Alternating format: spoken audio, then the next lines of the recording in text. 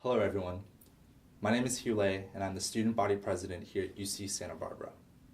We, the student body presidents of colleges and universities across the United States, are joining forces this evening to share a message with our nation. Exactly 3 months ago, white supremacists and neo-Nazis rallied in Charlottesville to incite violence and intimidation. Fueled by hate, they threatened and enacted harm in the city of Charlottesville and at the University of Virginia, leaving a stain of vitriol that cannot soon be forgotten. We will not let this tragedy and the circumstances that created it fade into a past that we can remove ourselves from.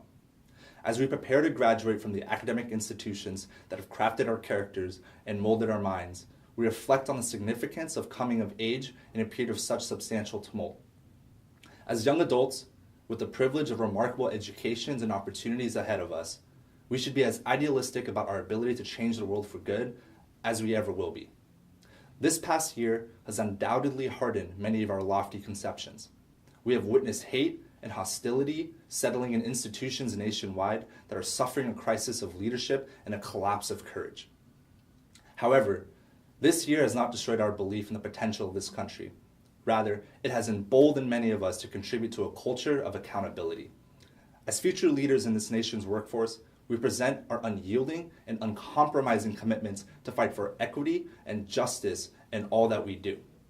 In his evergreen text, Profiles in Courage, John F. Kennedy reminds us that in a democracy, every citizen, regardless of his interests in politics, holds office. Every one of us is in a position of responsibility, and in the final analysis, the kind of government we get depends upon how we fulfill those responsibilities. From our daily interactions in the governance chambers of our universities to the halls of Congress of the United States, leadership in this country is ultimately accountable to an informed citizenry.